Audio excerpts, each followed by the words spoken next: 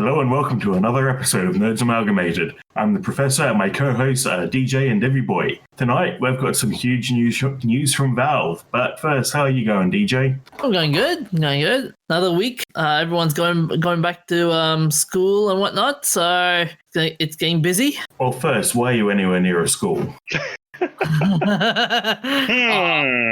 I'm not near a school. I'm just seeing all these parents. That it's getting busy?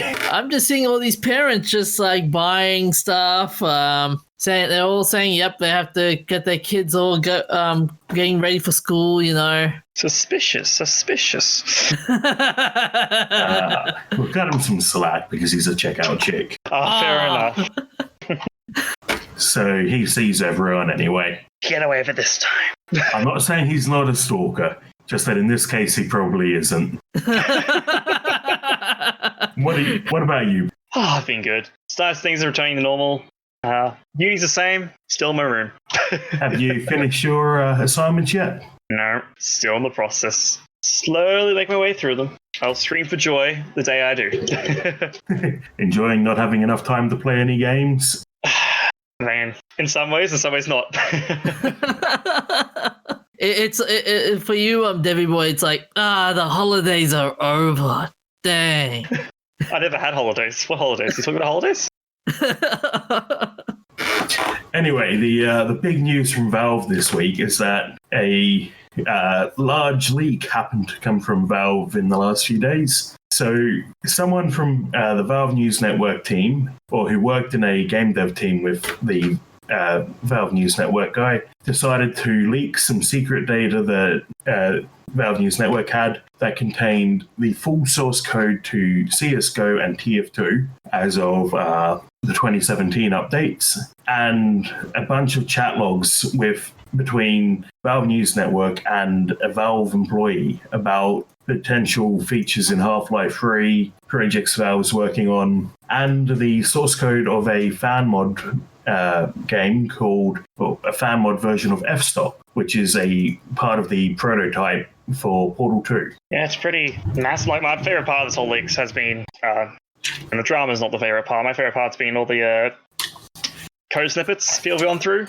and inside the actual code has been all the... It's very fun when you relate to people up in a high, end game development company, and you can see them just routing at each other through the comments and the coding. It's like, no, who coded this? Stop that! Yes, there's some excellent comments there. Yes.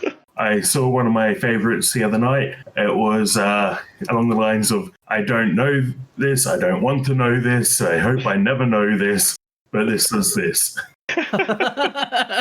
So it's like when you all those movies that you see with like okay, if you receive this, you never know me, you never saw me, you never even thought about me. But like, I wonder pretty how much. Here we go. I found the image of that. So I haven't actually looked at the source code myself yet because I want to avoid any potential employment issues, like how if you saw the Windows source code, you can't work on the React project. But we've got some comments here. This is utterly effing retarded. STR cat is being Z stupido. I probably have to strip the other string or something. Make the unbumped version not so effing stupid and not need tangent space transpose, you knob. And here's one I mentioned. I don't know why. I don't want to know why. I shouldn't have to wonder why. But for whatever reason, the stupid panel isn't laying out correctly unless we do this terribleness. It's great when you're doing coding in uni and stuff, or your own little home projects, and you feel their pain, but you understand.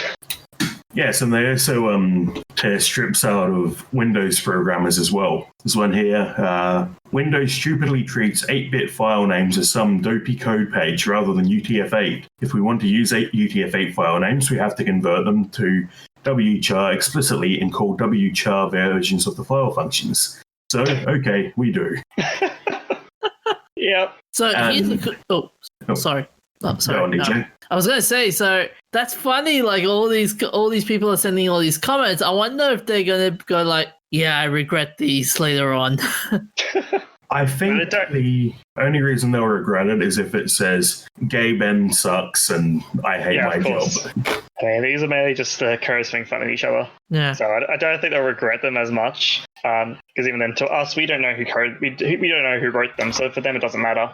Yeah, I don't think the code includes the commit log or SVN or Git or whatever they use. I would include that because that's separate. Yeah, but I've spent the last day skimming through the chat logs between Valve News Network, Tyler McVicker, and this guy claiming to be a Valve employee named Cephalon. And he leaked some interesting stuff, like figurines of Dota characters. And the idea was they'd have, since Dota and Valve games in general these days are all about the hats, so they were working on a 3D printing technology that would allow them to custom print at commodity prices these models of Dota characters based on your personal configuration. Wow. And they were trying to develop it into a workable product. Pretty amazing. Very innovative idea. I'm guessing they couldn't get to work, I'm guessing. Yeah, there's also some talk in the chat about amiibos, because this came out around, the chat, I think, was in 2016. That makes sense, yeah. Yeah. So it turns out Tyler McVicker and Cephalon are both huge amiibo fans, which leads into some interesting revelations that at one point, apparently Valve and Nintendo were in talks to produce a Half-Life RTS for the NX, which is the development name of the Switch. Jesus. Oh no! Yeah. Please, is this going to be like one of those Smash Brothers type reveals, like at E3 a while back? How many people were there in Smash Brothers again? No, because there's no need to have 70 characters in a RTS game. Yeah. Why not? Be a balancing nightmare, but why not? Yeah. It's all your favorites. Gordon, the scientist number 5. Alex at the bottom. Just have random alien number 45. And since games these days are all about alternative skins, we have different colors of hazard suit for Gordon. But of course, the costume for Alex, the alternative costume, is going to be the fake factory cinematic mod costume. God, please. I'm sorry, I couldn't not bring that up again. I mean, yeah. I mean, given that it's Portal's in the Half-Life universe as well, I guess you can do a crossover between the two as well if you need to add more characters. Well, yes, that's what they were saying. So what I've picked up in my skimming for Half-Life 3 was that Gordon this would be set, say, 10 years after Half-Life 2 Episode 2. Mm-hmm. And you'd have flashbacks to a sort of dream world, and it would reveal what's happened in the past 10 years. I see. But part of that is that Gordon becomes post-human and starts bolting on robot bits. There's some concept art there, too, of Gordon with a robot arm. Oh, my God. And so the robot arm was designed to replace basically all of your weapons and be a tool for controlling elements. And the chat log says that they came up with this really detailed thermodynamic simulation for Source 2 so that they could handle it, which would let you use the arm to solve puzzles. See, I don't know how I exactly feel about that, because this doesn't really fit, like, elements and stuff. It's kind of like, it's a very generic thing a lot of games do. So for Half-Life to include it, I'm kind of glad they went with the whole Half-Life Alex thing. Yeah, some of these, they're very ambitious ideas that they're coming up with, but I think they should probably work up to it a bit. Yes, well, certainly interesting. I guess it all depends on how they pull it off. Well, they're not going to anymore, I don't think, but... Well, yeah, if I remember correctly, they said they basically scrapped that. Yeah, understandable. I can see the reasons why. These source codes, by the way, they would cost a fortune just to get, just for people to buy them, wouldn't they? Well, yeah, so... No one's really meant to buy them anyway, so... Yeah. The only way you're supposed to be able to get them is to work at Valve or license the Source Engine. Yep. Neither of which are easy things. Source Engine is actually pretty easy sometimes. Depends on who you are. Okay. If you're, as these guys were, members of the community for a long time, it's kind of like, oh, I know who you are.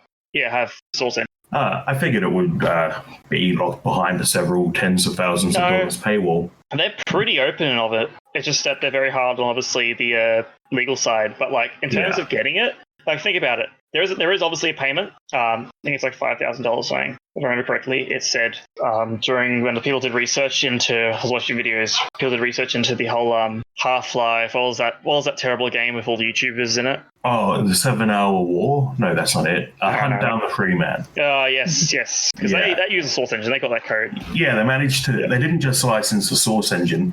They managed to license the Half-Life IP as well. Yes. And which, the guy who made that revealed how much it cost and everything inside interviews. So I think it was like $5,000 for him to license it. But like in terms of locking down, it's not that bad. Apparently. Fair enough. I might have to go and get myself a license myself then. For Source 2, I have no idea though. This is from the original Source Engine, so it's probably a lot more for Source 2. Oh well, Hunt Down the Free Man is $10 at the moment, US. That's still too much.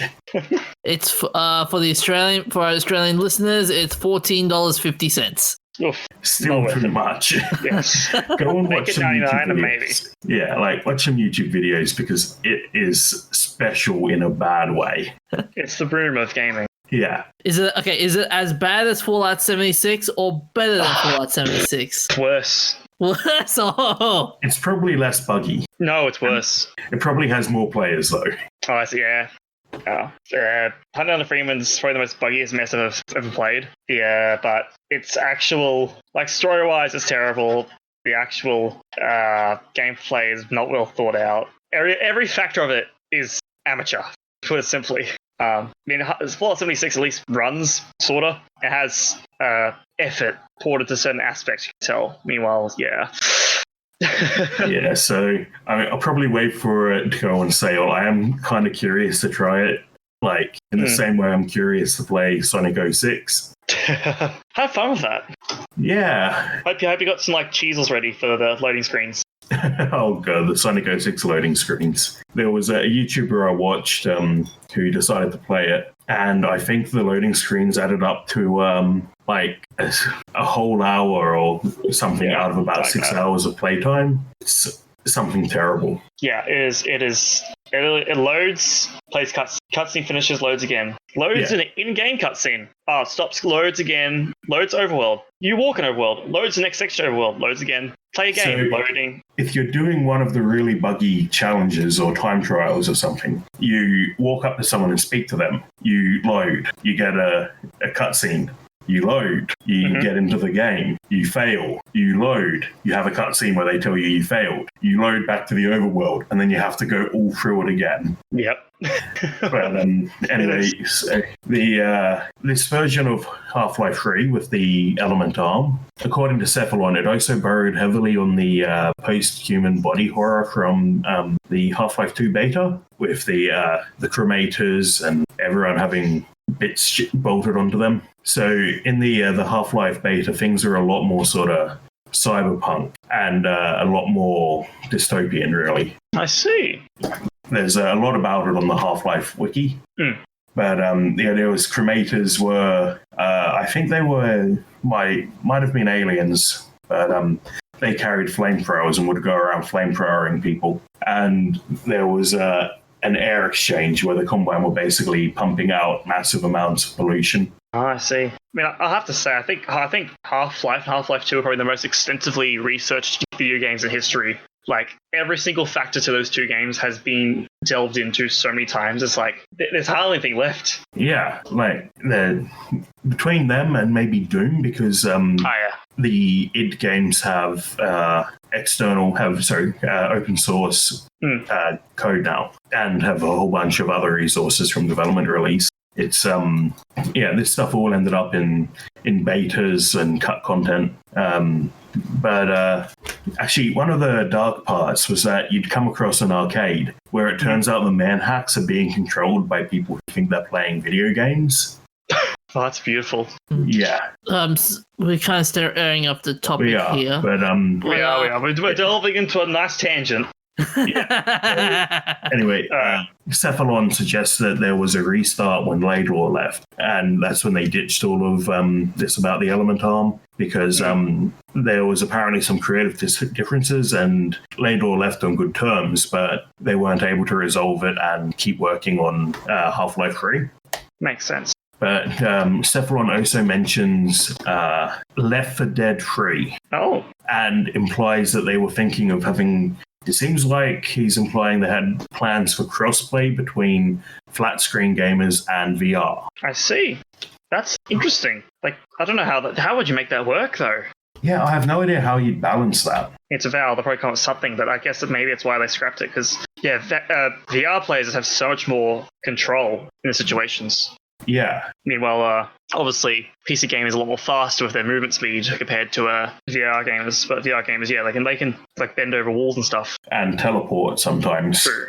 Yes. Now, Left 4 Dead, though, do you know if Alex was on Source Engine? Half-Life Alex is Source 2. Okay. Because Cephalon was pretty sure that Left 4 Dead would be the last Source 2 project before everyone started using Unreal and Unity. Oh, really? Moving on. Yeah. He thought, so he describes all these issues that he thinks Source 2 has with rendering and textures and everything. Man, I'm surprised. I thought, it's like, based on what they did of Half of Alex, that's freaking impressive. Yeah, so Cephalon says here, the VR team is all Unity from here on. Oh. So obviously that hasn't come to fruition. No, it hasn't. But yeah, a lot of the other stuff does seem accurate. Like Cephalon included photos of the 3D printed Dota model, and he took a photo from inside the TF2 office. That's pretty nice. Yeah. Now, a lot of information. Yeah, the bit that will get everyone going nuts though. Cephalon claims Valve tried to employ Kojima. Hiro Kojima? Yeah. The what? When Kojima was left Konami, Cephalon says that they made a bid to Kojima, but Sony outbid them by a lot. So there was a bidding war on to get Kojima. Oh my god, that's... wow. Yeah. Wait, what was the... How much? Konami's just like, wait, what?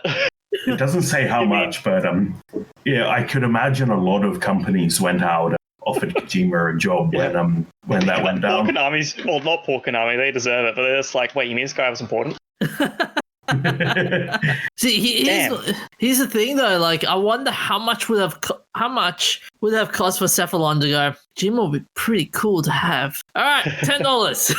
$10. I think you'd have to go a little bit higher to get Kojima on your team. Yeah, I think a little more than that. Probably put a few more zeros in the end, you'd be good. Yeah. That's all the notes I've taken for that.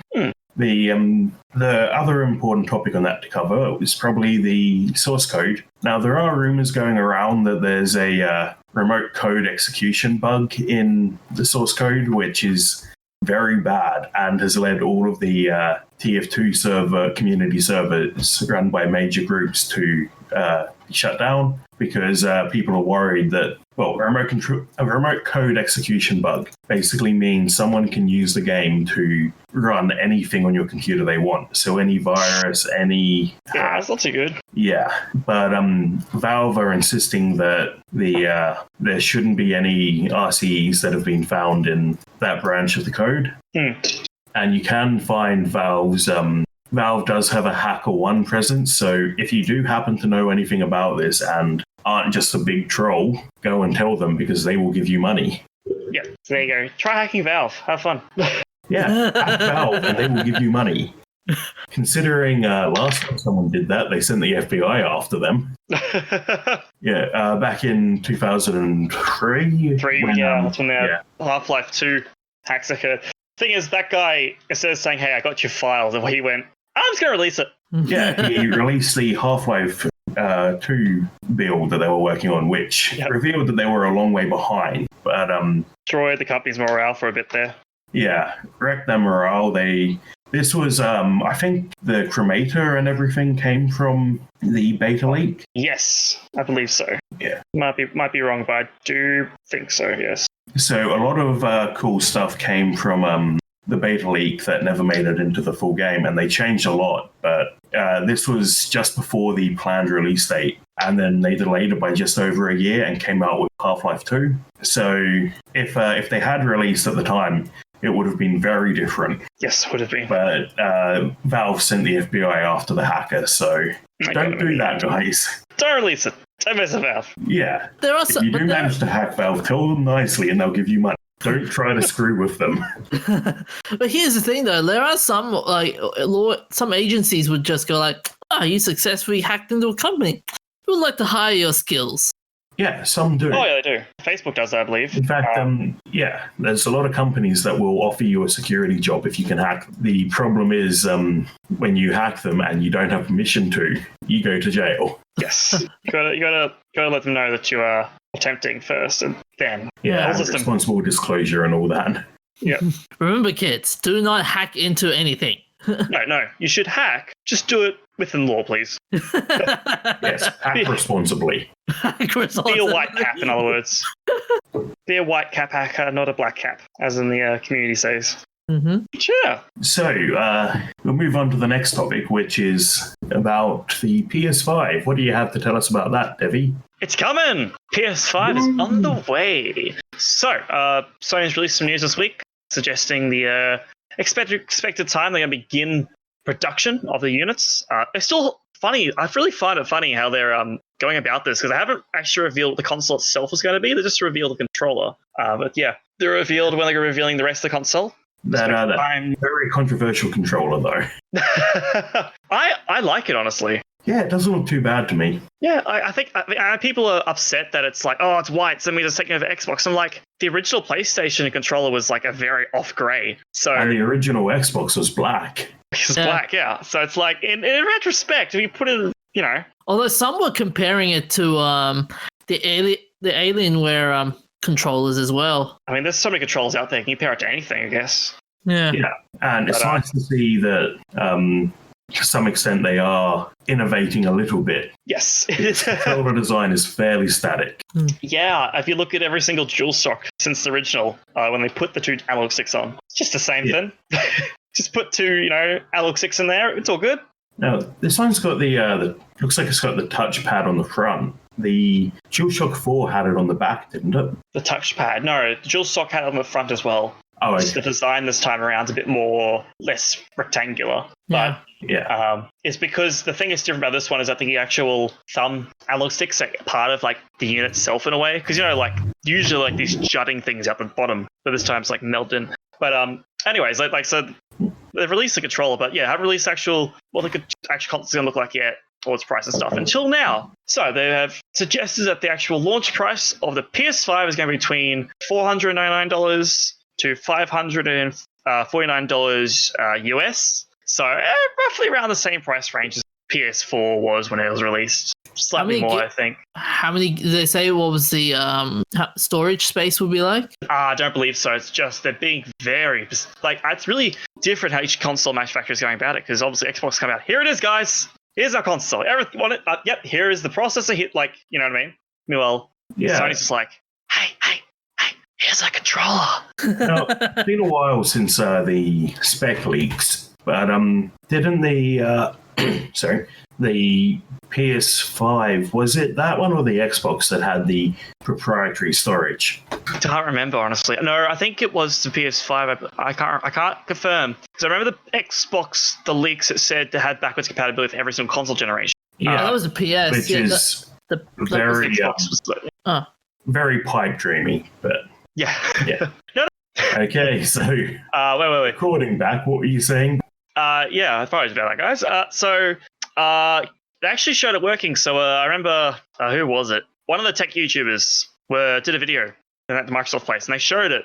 Put a original Xbox disc into the Xbox Series X, and just worked. Obviously, that was staged in a way, because obviously it was at the Microsoft offices. But yeah. I mean, they're advertising it will. So I mean, at least some games probably will. But speaking of Xbox, do you guys see the new logo for the Xbox Series X? No, I haven't. Yeah, there's a new logo out and it looks really weird. Huh. There we go. Series X. It looks like something out of a business card. What the flip is this? What? This is so okay. Wow. Yeah. Wow. It looks like a shampoo company's logo. It looks like the Vidal Sassoon logo. Yeah. I mean, it works, I guess, but they really are going with that new color palette, aren't they? Oh, man. But yeah, so PS5, expected time, $550 roughly is what they're expecting. And it'll begin production in June, I believe. Yeah, June. We're going to start production. And yeah, depending on the viruses having an impact, they apparently saying, of course, stuff. But yeah, June they're going to start launching everything. And the reveal event, so we actually will find out what the actual console is. Late March, not late May, early June, apparently. That's where they're thinking of revealing. So not too far away now. It'll be interesting to see because Xbox really has stepped the game up once more. Yeah. It's going to be a... What do you think of the Series X design aesthetically? I hated it for a bit, but I actually like it now. I think, for one, its design is really good in terms of heat dissipation. Like, it's basically just a giant fan. And in terms of design itself, it's a lot more movable. Because you think, okay, people are accustomed to having just everything rectangular bricks, but actually the size of it means you can stack it. It's like the Wii in a way. Obviously a bit bigger than the Wii, but the way you could, like, putting it upright or laying it down, you actually have more room for other things. Yeah, it looks like, when you look at it, it looks like a PC tower. I mean, the Xbox is a PC, so... Yeah. What will be interesting, though, will be the cooling. Yes. Because consoles are traditionally not great at cooling, and they keep packing even more powerful chips into them. Like, I reckon this one's going to cool pretty well. Like, if you've seen any of the stuff of it inside, it is basically just a ton of heat sinks and a giant flipping fan. Like, it is a huge fan. Like, that top area where it has the green lights, I believe there were, that was basically just a cover for a giant fan. So that, in a way, the whole way the console's designed is actually just a giant like heat dissipation tower. Like, that's the whole reason got that design in the first place, I believe, because it was just to get the heat out. But yeah, I wonder what, I think Sony was, I remember something about PS5 potentially having water cooling or something, because they just couldn't get to be cool enough. So it's going to be interesting to see what happens for them. Can you imagine, like, seeing a PS5 console with so many pipes around that thing? Oh no, my console just leaked all water everywhere. My hi-fi set's on fire. Yeah. I don't think water cooling is enough of an improvement to be putting it in consumer products. It's just another place where people can screw it up. Yes, especially how consoles are treated compared to PC rigs. Just over here, it'll be fine. Oh, I just broke the water main. Yeah, and also these days water cooling is about as efficient as air cooling anyway. Yeah, like, as long as you've got a good enough fan, which is what Xbox went with, you're basically fine. The main thing, though, I mean, it affects pretty much any cooling. Dust. Like, that's the main thing. Yeah. Can you imagine the repair cost if one of the pipes burst? It'd be like, that'll be $2,000, thanks. Look, if it does break, I hope they put the blue ring of death instead of the red, because it just makes more sense. Just make it elemental, so the red ring, it's not red anymore, it's just a ring of what element broke it, so you have water, lights up blue. Well, yeah, the red ring of death was because of overheating. Yeah, so it comes red, it's on fire. Then green, because what could it be? It's Earth, so... It's Earth, so... The wiring could be a problem. Plants growing into something. Ants. There's ants inside the console. And then what was the final one? Got fire, water, earth, and... Air. Oh, no air. It's got no air. The fan froze. Fan broke. The fan broke. Oh, that'd be like, imagine if all of them lit up. It'd be like, crud. I got the Avatar Ring of Death. And if your ring lights up in every single element, well, we leave that for you to find out. Run. Console has awoken. Yeah, that's the latest news of Sony. Not much, but it's something. At least we now know the time to look forward to. So they said a strategy meeting will take place on May 19th. So whatever that technically means. And we now know the price, so you can start saving. Yep. Yes. Begin to say. I reckon just don't get it for the first year, as most people say. Just wait it out. let the Slim come out or something, because that'll be better quality. Because obviously, all first generation consoles always have something wrong. Yeah. Because it was like the Xbox 360, Red Ring of Death, PS, the original PlayStation, just a flippin' giant, and then like the original Xbox One was spyware for your home. The original PS4 wasn't bad actually. No, that one I don't think I had many issues. So we'll look forward to that and see if there's any good games. Yes. DJ, what do you have to tell us about anime? Oh, so we've got some interesting news in terms of anime to live action stuff. So Cowboy Bebop as we all know, Cowboy Bebop is coming up soon. But it's marred with a lot of problems, such as the main character having his knee injured, and now with the coronavirus pandemic. But besides all that, the writer and producer Jeff Pinkage is thinking of doing a second season already. Before the first season's even come out. The first season hasn't even come out. He's going, all right, we're gonna make a second season, guys. That's when you talk anime adaptation, that's probably not the best start. At least he's confident. And he said, he basically. Oh, sorry. It reminds me of how confident Dennis Villeneuve, I can't remember how you say it, that he's decided to film Dune as 2 movies. And, oh my god, why?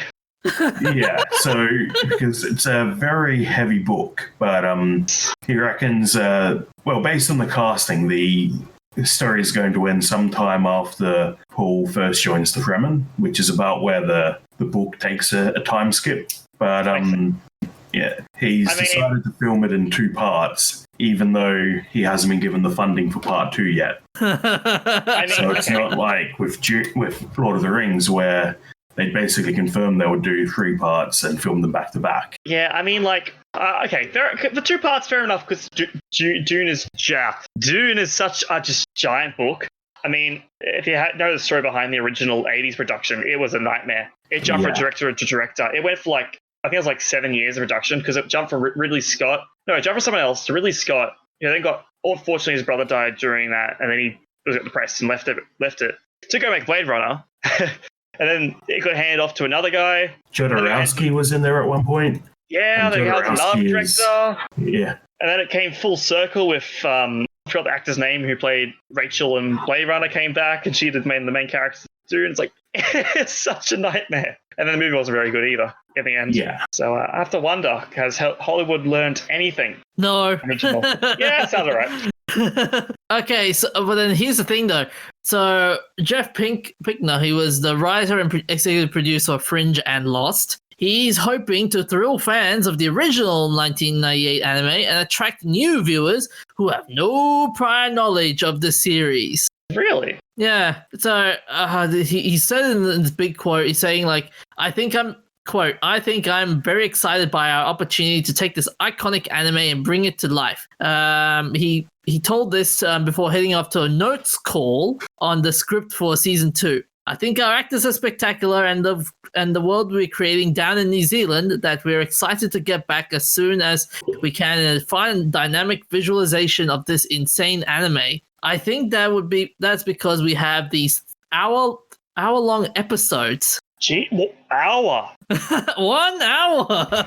We have an opportunity. We have an opportunity to take the anime and sort of just deepen and dimensionalize the source material. Oh, that's a lot of work. Already trying to spread it out over an hour is the pacing of the original episodes was so perfect, and I don't expect them to make it identical, but an hour? What are they going to talk about? How Spike became such a very efficient super soldier, the extended edition or something? How Spike got his spiky hair. And also he continues on saying, really tell stories set in the world that in a way that hopefully will not only delight the fans of anime, but expose a whole bunch of new people to the world of Cowboy Bebop. The awesome work of Yoko Kanno, she's the woman that's behind the music for the series. It is delight. So what I'm hoping here is that they stick to Cowboy Bebop and we don't end up with a planet of weebs. God. I honestly think they should just wait to get the response from the community. Yeah. Because Well, the last line is interesting to me. It says, "It's a delight. It's entirely different from Lost in every way, but it's been a joy." Oh no! It's not. It's different from Lost, but it's not the way you think of it, man. Is this worrying? Should we be afraid? Probably. Hollywood. Okay, Hollywood trying to do anime. It's always a worrying sign. I mean, they just also announced that the Avatar remake they've been doing, Avatar: Last Airbender, is going to release as well, into dropping like the whole series, all 4 seasons at once of the remake they've done. They said, yeah, they're not just doing like book 1 and that; they're dropping all of it. So, I mean, Netflix is really trying. Remember how J.J. Abrams wanted to remake one of the anime movies? Which one was it? Yeah, it was J.J. Abrams wanted to remake Your Name. Oh, man. Please, no. Lens flare. Welcome to, like, when you just imagine when they're on the train, that like the beautiful train with the railway, that's almost underwater. You know that? But it's just like you see the reflection of the water, just like lens flare everywhere, guys. Reflections. It'd be like, oh my god, everything's going too fast, the train's going too fast. Oh, and I don't know. It's Hollywood doing this. I can't see it becoming a good thing. Like they messed. Oh, sorry. The reason why is because they know anime is starting to take over their area. The Wigs are invading. Yeah, well, the funny you mention that because a couple of days ago, news came out that One Punch Man is going to be coming out in a live film adaptation. Oh, I saw that. I mean, superheroes are very in right now, so it makes sense. But they just need to keep to the source material a bit, guys. Don't be like, One Punch Man's a depressed, angsty teenage boy. He doesn't care about the world. Well, one day he's going to get punched once. Since that day, his parents ran away. Isn't that One Punch Man supposed to be a bit of a satire of Yeah. Yeah, it's basically like, so as the title suggests, like, so all these superheroes are fighting, and One Punch Man is so powerful, he just walks in and beats them up with one punch, and they just all die. So it's meant just to throw out the whole power dynamic of superheroes and just make fun of it. Yeah, and it's basic, and so yeah, as Debbie Boy said, yeah, it's so Saitama, the hero that can defeat any hero with one punch. He wants to find this worthy opponent, but he can't do it because everyone just died after one punch. So so the movie's coming out and it's produced by Sony Pictures. And the producers will be Evi Arad, and that's Evi Arad of Arad Productions. They're going to be producing the film as well. I see. I would say I would have suggested give it to the people who did Airplane, those directors, because I mean it's already a satire of superheroes, so you might as well go the full length if you're going to do a movie production. And those guys know how to do satire of a genre really well. Unfortunately, Leslie Nielsen is dead. Shit. So insiders say Sony's very high on the property given its popularity and possibility of adding another franchise to the pipeline. Run. Please stop. Run. Get off this planet. It doesn't get any better. Mind you, the writers for this for this series, they are the guys behind Venom, the movie, which is going up to its upcoming sequel. They also wrote Jumanji and the recent. But here's the thing. Here's the beauty of it, though. The sequel grossed $796 million at worldwide box office. Yeah, Jumanji's pretty good. Yeah. Christ. I mean, I always have a heart out for the original. Yeah, I can't say I've seen the new ones. Yeah. And by the way, Avi Arad, for those who are not familiar, he's the guy that produced all the Spider-Man movies and the first X-Men 3 movies. Oh, I see. Not the new ones, the old ones. Oh, those. Oh, okay. Okay. Here's a question for you guys: who would you like to see cast as One Punch Man? I have no idea. How about? Here's my pick: an animated character. Oh, yeah. I want to see Bruce Willis. Bruce Willis in. Willis. Just He would one work. He's bold. or James McAvoy. Either. Yeah, but yeah, I'm just being worried about this though because they have a bad history of Hollywood adapting anime into live action. Because remember what happened with Dragon Ball Evolution? Oh. It's Sony. They're gonna put product placement up the wall. Go like Saitama, Don Cucino, Saitama. Here I am, punching Don Cucino. I don't have any. My expectations are very low now. Oh, hang on, sorry. Okay, I was just thinking because the One Punch Man movie for Sony, yeah, that's very low. But for the actual Cowboy Bebop one, no, I think past Netflix adaptations have been very good. So it depends. No, Death Note of Netflix was iffy. It was iffy.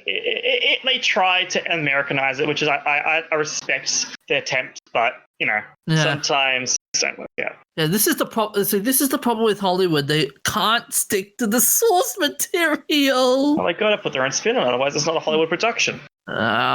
Hollywood productions. Anyway, let's move on to a new kind of nightmare. It turns out that having poor ego strength puts you at a higher risk of nightmares. Oh, scary. So, yeah, William E. Kelly, an associate professor at California State University, has done a survey of undergraduates and found out that those who measure higher in ego strength tend to have reduced frequency of nightmares. And ego strength is defined as meaning the ability to tolerate unpleasant emotions and adapt when facing self-threatening information. I see. Ego strength. Okay, makes sense. Yeah. Yeah. So they don't know what the link is yet, but I'm curious to know if it's if there's any other links like self-confidence or anything like that. You have to wonder, don't you? Comes down to mindset. Yeah.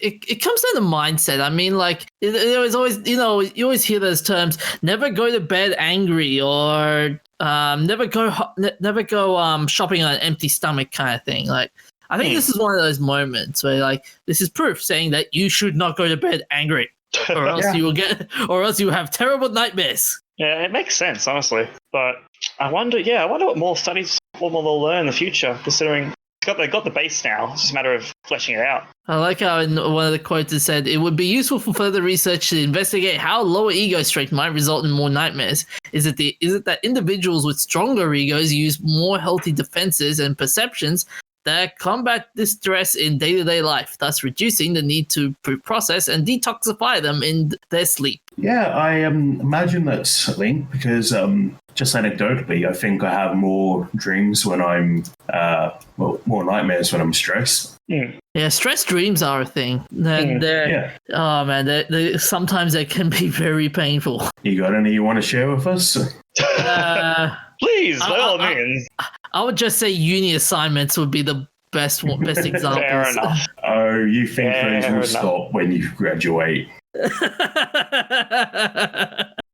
Oh, you might be wiser, but the darkness now always comes. You think it'll stop, I get stress dreams going like, do my uni assignment, finish it, submit. Yeah, that's how it goes.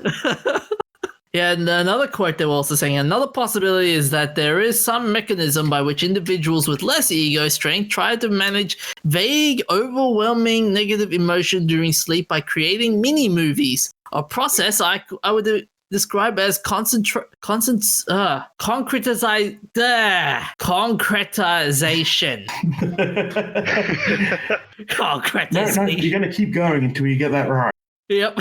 After all, when awake, it's usually easier to manage feelings if we use words, images, or some other representation to wrap our minds around. Given there seems to be continuity between waking life and dreams, why wouldn't our minds try to deal with strong emotions using a similar process when asleep? It all makes a lot of sense, but It does. Remember, Freud made a lot of sense. And he was cast out as a result. Yeah, we don't listen to him so much these days because he was a little bit of a nutter. Although it does explain though, like you know how we always wake up and we always tell like our friends and stuff. Oh, you know, yesterday I had this dream. I was walking down this tunnel and all of a sudden something happened, and then following by this and that. It does have does put a point there though, like how it's always a mini movie. True. I mean, the thing about dreams is you always forget about them as well. Yeah. So in a way, it is like mini movie. You watch it, you understand it, and then you forget about it. It's like I saw the worst movie. So you say my dreams are Marvel movies. Well, he was just a very forgettable superhero then. So, Professor, Marvel movies, eh? That's your nightmare? No, my nightmare is just that forgettable. His nightmare is Sony Pictures. Oh. I mean, with your game, Debbie Boy, do you reckon it's they have that same? It kind of has that same idea as well. In what way? Like how it's trying to piece together how you interact with people and stuff, and We've talked about this. Don't psychoanalyze your co-host. I'm under detection here. No, definitely in a way. Yeah. But I don't know, it'd be cool though. I mean, I would love to imagine like your sequel game has this. Oh, I'm not going to say anything. Secret. Spoiler. So, moving away from attempting to psychoanalyze people via their dreams. Thank you. Let's psychoanalyze people by the games they're playing.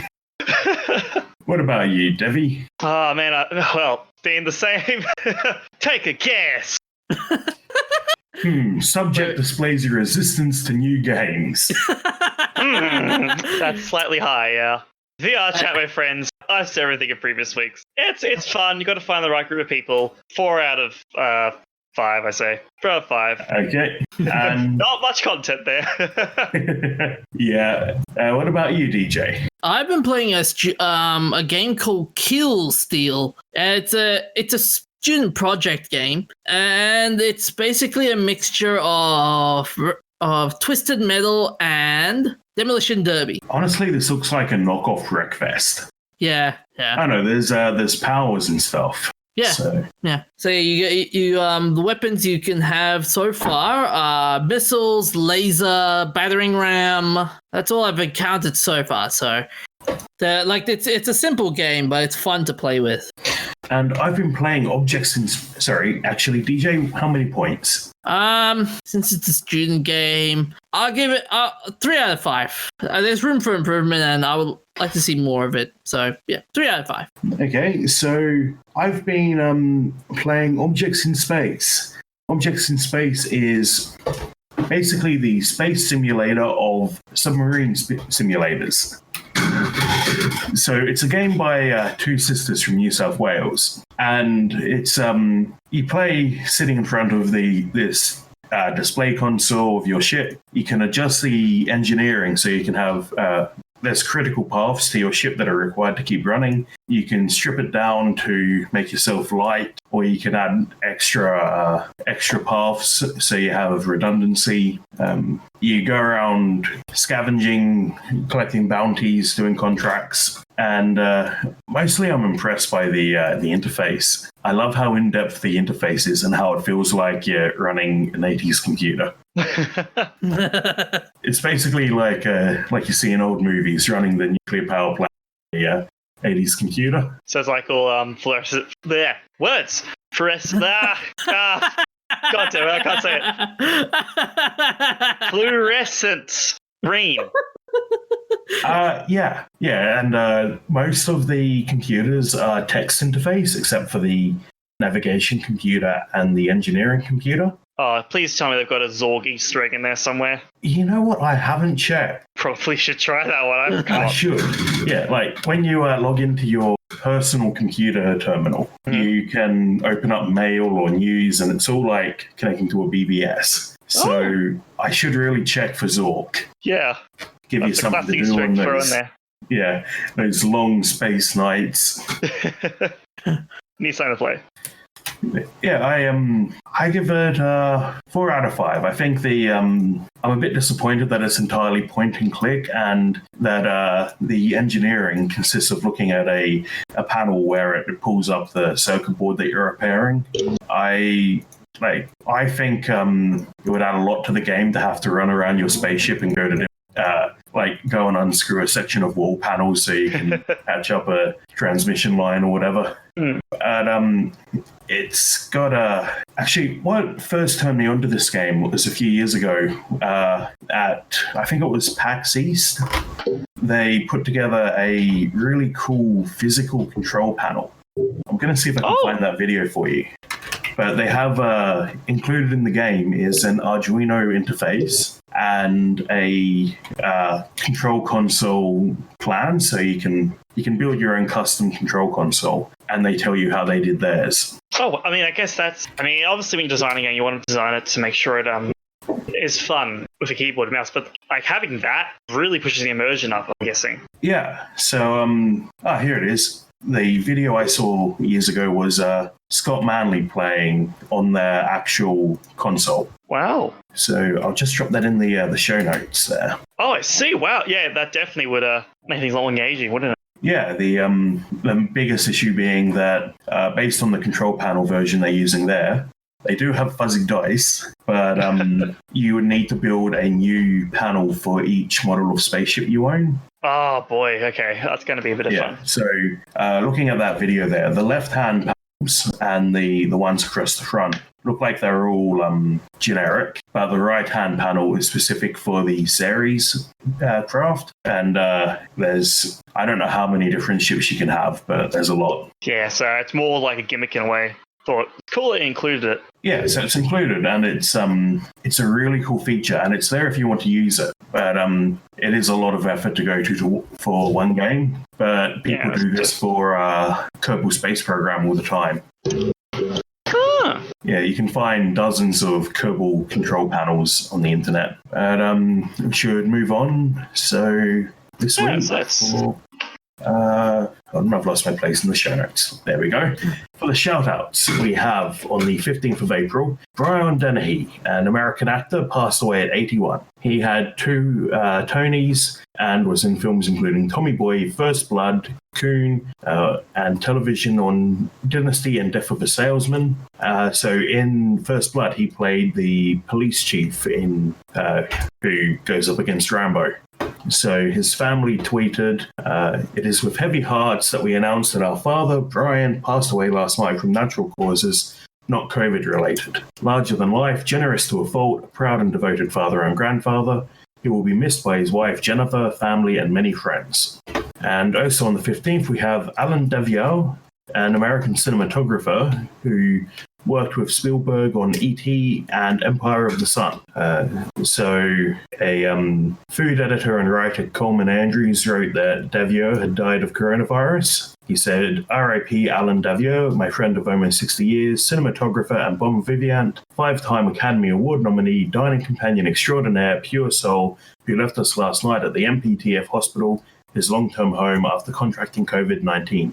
Salute, mon ami." So Daviau got nominations for Best Cinematography Oscars for The Color Purple, Empire of the Sun, and E.T., along with Avalon and Bugsy. He also shot the Gobi Desert sequence in Close Encounters of the Third Kind. It's a great scene. Yeah, and his favorite scene in E.T. was the one in which the boy says, "I'm keeping him." So he thought this was great because, he says, the little girl, played by Drew Barrymore, walks forward. There are highlights in E.T.'s eyes, no detail in the face, and the light is yellow. The effect is very much that of a Maxfield Parrish paint. And on the 16th of April, we have Gene Deitch, an American animator and filmmaker. He directed 13 episodes of Tom and Jerry and also some of Popeye the Sailor. He got a Popeye the Sailor.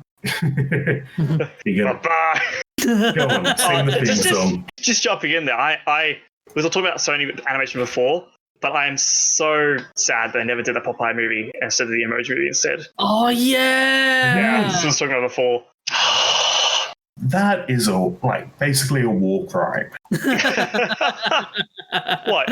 You mean people defend the Emoji Movie now? No, making the Emoji Movie was a war crime. Oh, yeah. So, yes, Gene got a gold medal of the New York Art Directors Club for Best Commercials twice, and these works were the first to enter the Museum of Modern Art in New York. He won the Winsor McKay Award for his lifetime contribution to animation in 2004. He died of cardiac arrest in Prague.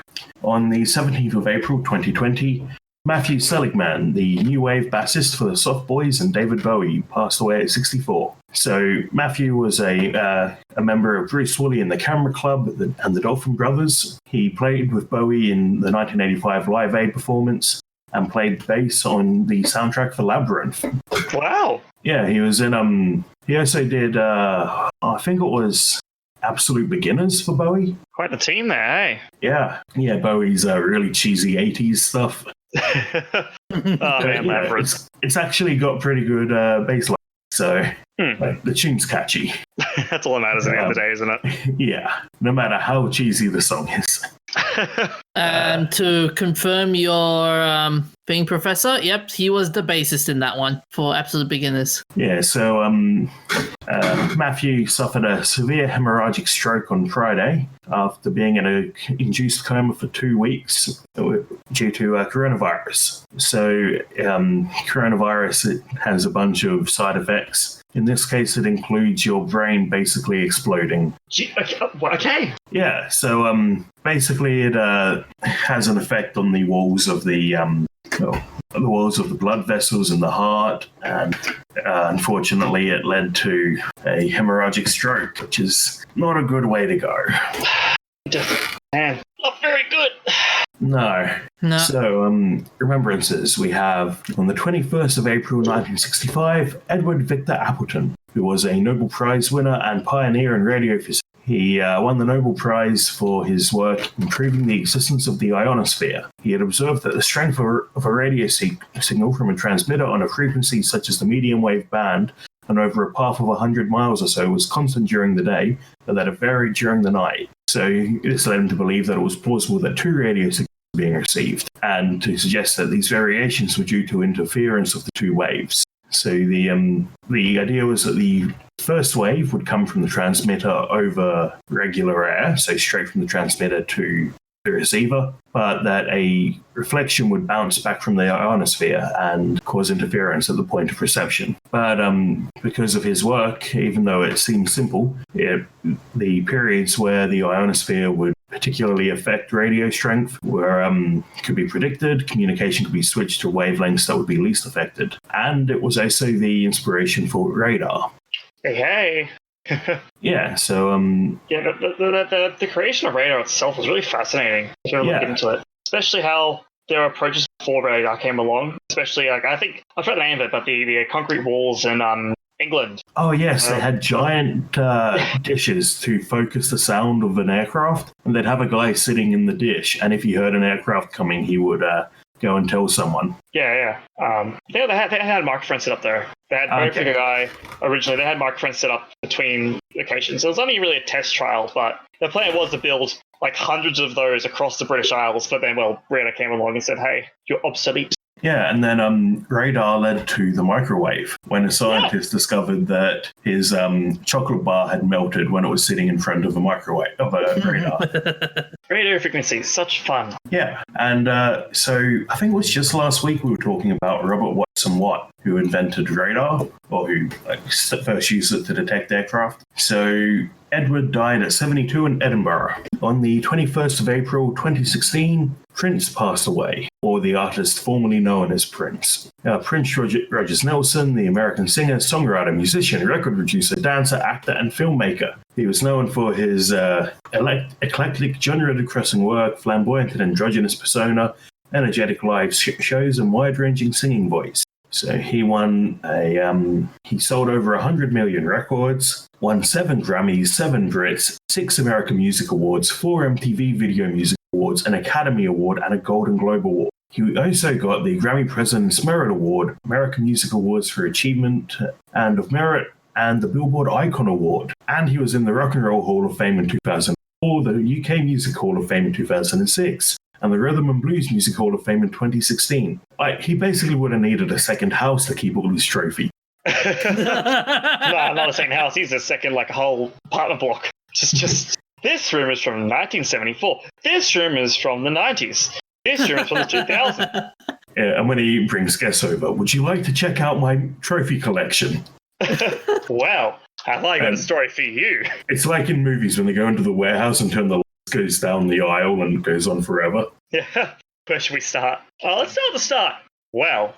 Just this way, please. And then 6 hours later, and that's the story of every trophy. So he died from an accidental overdose of fentanyl at 57 in Chanhassen, Minnesota. And on the 21st of April 2018, Vern Troyer passed away. Vern was the American actor, comedian, and stunt performer who played Mini-Me in Austin Powers, Griphook in Harry Potter, and Percy in the film The Imaginarium of Dr. Parnassus.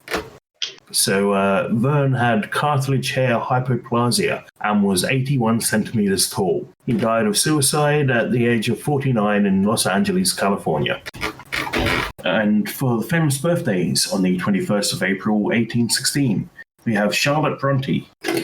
She was the eldest of the three Bronte sisters, whose novels became classics of English literature. So in 1839, she took a role as governess for the Sidgwick family, but left after a few months to return to Haworth, where she opened a school with her sisters. And it turns out all three of the sisters were writing and didn't know the others were, until eventually they got together and all figured it out and were like, wait a minute, we're all authors. So they wrote their first book together under the names Currier, Ellis, and Acton Bell, and published it in 1946. Charlotte's first book, The Professor, was rejected by publishers. Her second novel, Jane Eyre, was published in 1847. So Charlotte was born in Thornton is that the UK? Yes, it is the UK. On the 21st of April 1915, we have Garrett Hardin, the American ecologist and proponent of eugenics, who warned of the dangers of human overpopulation. He is most famous for the essay on the tragedy of the commons, which called attention to the damage that innocent actions by individuals can inflict on the environment. So in short, the idea is that everyone goes to the commons to graze their animals, and no one is motivated to care for it because it's someone else's problem. Or if I don't exploit it, somebody else will. Oh, yeah. So in 1968, he applied the model of tragedy of the commons to human population growth, the use of Earth's natural resources, and the welfare state. He reckoned the welfare state allowed the tragedy of the commons, where the state provides for children and supports overbreeding as a fundamental human right. He said, freedom in a commons brings ruin to all. He was born in Dallas, Texas. So I bet he would have been a big fan of the one-child policy. But I have to say, because while that's half true, the thing is when you have better welfare and stuff, the amount of kids people want to have goes down, though. Yeah. These days we know that education plays a big part in reducing birth rate, as well as healthcare and everything, because if you don't need to make sure that you have 3 kids to look after you when you're old, you don't need to have half a dozen just to make sure that enough make it through. Yeah, that's well, that's the thing. World population is going down, technically. It's still increasing, but the rate is flatlining soon. Yeah, and a lot of Western countries are now technically negatively have a negative growth rate. Hey, boomers. Yeah. So some of his views of the eugenics thing are a bit less popular today. Get you in a lot of trouble if you were a proponent of it, especially after that little thing called the Nazi Party decided to. That was a horrible time. Hey there, guys. Yeah, eugenics were hugely popular all over the world up until World War II, and then the Nazis started doing it, and people were like, "Wait a minute, this is wrong." Wait a second. But the tragedy of the commons and his views on ecology and everything are still fairly relevant today. Definitely. Now that's interesting. So he was a proponent for abortion, which got him criticism from the political right, but he's also listed as a white nationalist. Yeah. I guess, yeah, you can't really. Yeah. Sometimes you can't put some people into some categories. Yeah, he People's doesn't views fit are in complex. any particular category. So it says here, he supported abortion, gets him in trouble with the right. He advocates limits to immigration, gets him in trouble from the left. Actually was an individual. Mhm. Yeah. So on the 21st of April, 1979, James McAvoy was aboard. James McAvoy is a Scottish actor who made his acting debut in The Near Room in 1995 and made mostly television appearances until 2003. His notable television work includes State of Play and Frank Herbert's Children of June, which is the pretty decent sci-fi miniseries version of June, as opposed to the atrociously weird David Lynch version. Yes. And now hopefully we're going to get a actual good movie version from Denis Villeneuve. I mean, considering it's Dennis, I have high hopes for him. Yeah. So James is also in Romeo and Juliet.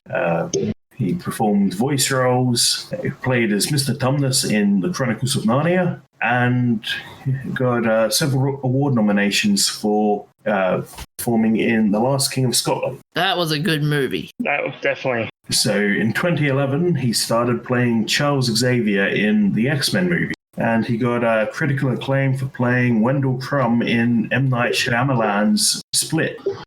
He was born in Glasgow. So for events of interest, we have on the 21st of April 1918, the German flying ace, the Red Baron, was killed in action. Flying over the Somme River in France, Baron Manfred von Richthofen was killed by Allied fire. He had 80 victories under his belt, and this is very controversial because he was in a dogfight with a Canadian Air Force pilot, Captain Arthur Roy Brown, and while he was chasing down one of Brown's compatriots, he flew over enemy territory where 2 miles behind Allied lines, they passed over an Aussie machine gun battery which opened fire on him. So Richthofen was hit in the torso and managed to land alongside a road from Corby to Bray near Sailly-le-Sac, but was dead by the time the Aussie troops reached him. And there's a lot of debate about whether it was the Aussies on the ground or the Canadians in the air. Gotta have some friendly rivalry, can't we? You gotta have something to debate. Yes, can't be part of the Commonwealth without having friendly rivalry. So come on, Canada, give us this one. Give us one, please. Look, we also. I mean, come. We also stole one of the only German tanks for World War I, so, you know. Yeah, look, the Kiwis won't give us Lamingtons. Please just give us this. So on the 21st of April 1934, the surgeon's photograph was published. So this is the most famous photo of the Loch Ness Monster, published in the Daily Mail, and found to be a hoax in 1999. So the image was taken by a Dr. Wilson, who claimed he was looking at the loch when he saw a monster, so he grabbed his camera and took 5 photos. Only 2 exposures were clear. So he refused to have his name associated with the photograph, and eventually the analysis revealed that the ripples in the image were incorrect for such a large creature. Did they ever find out what it was actually? I don't know. I'm just pulling up the article now. Actually, this article we have here seems to say that the ripples were part of the argument for the authenticity of the photo. Oh, I see. So I'm just trying to find out if I can find a more detail on that. Tell me that's just a kid. A kid in a blow-up balloon. Just some kid drowning. Okay, yeah. So the Stuart Campbell in 1984 wrote an article using an uncropped version of the image. So the version published in the Daily Mail was cropped to focus on the object. But Campbell claims that the object must have been only a few feet in length and is likely a seabird or otter. Ah, yeah, that makes sense. I mean, technically it is a Loch Ness monster inside Loch Ness. Really? So there was this very name. The famous detective. What's this detective? Sherlock Holmes. Yeah, so the Sherlock movie made in the 60s, they had an inflatable Loch Ness monster. But the director didn't like it. So they filmed the Loch Ness. The director didn't really like the giant barrels holding it up, so he told him to get rid of it. And, well, surprise, surprise, it sank. Wait a minute, that's an episode of the Magic School Bus. It's true. It's true, though. Yeah, there's an episode of the Magic School Bus with a very similar plot where a news reporter is using an inflatable monster held down by barrels to get attention for her news show. Yep, that's it. Basically happened, and I think this year some people doing some data race searching in the Loch Ness found the old animatronic way down below. They haven't sent any probes down, but I can see it in the radar. Cool. There it is, laying at the bottom. Yeah, so I've included a link to the article about the hoax. In 1994, Christopher Sperling admitted that he helped to hoax the image. So Sperling was the stepson of Marmaduke Wetherill, a big game hunter who had been hired in 1933 to find the monster and returned with images or evidence of enormous footprints. But the Natural History Museum researchers concluded the tracks been made with a dried hippo's foot, which were popular umbrella stands at the time. So Sperling says that Wetherill got him to create a model of the monster and place it on a toy submarine. And then they used the surgeon, Robert Kenneth Wilson, to give the photo to the media because of his reputation. Mm. Well, it did a good job, I'll tell you that. Yeah, fooled a lot of people for a lot of years. Still some that believe it. Yeah, so on the 21st of April 1989, the Tiananmen Square protests began. 100,000 students gathered in Tiananmen Square to commemorate Chinese reform leader Hu Yaobang. So the next day, there was an official memorial service held in the Great Hall of the People, broadcast live to the students. Unfortunately, a couple of months later, the Tiananmen Square incident never happened. Was it because they couldn't find better computers at the time? Well, our data tapes are destroyed. What do you mean? No, it was definitely hacks. There's no way they found better computers back then. It doesn't matter what Intel tells you. It's not that they have better computers. Yes, a few years ago, there was an article about I think it was an Intel advertisement showing hackers in a game, and somebody came out saying they're not hackers, they just have better computers. Oh, I see now. Okay. Yeah. Not hackers, they just got better computers. Sure. But that's all we have for this week. DJ, where can they find us? They can find us on Facebook, Twitter, Instagram, also on that'snotcanon.com, where we have an archive of our old episodes and merchandise. All of the info will be on our show notes. They can also find us some new TNC podcasts that have been coming out lately, such as Troubling Issues. What's that about? A podcast about comic books and some of the weird stories that are involved in it. Like, for example, Wonder Woman being tied too many times. Well, I have heard the rumor that the all Wonder Woman was in the bridge. They can also find other TNC podcasts, such as That's Not COVID. Which yes, I'm in that one. Yeah. That's Not COVID is a podcast about things that aren't the pandemic. So last week I did a review of webcomics, and we have people doing discussions of philosophy, reviews, games you can play. We've actually had one of the episodes is a local game developer describing how to create your first game and coming up with a plan for basically doing a little prototype with your kids. So, is there anything else to add? I think that's it. Covered everything from Sony to movies to the next line of consoles. Okay, so stay hydrated, look after yourselves, and stay healthy. We'll see you next week. Put on that one. Yes. See you guys. See ya.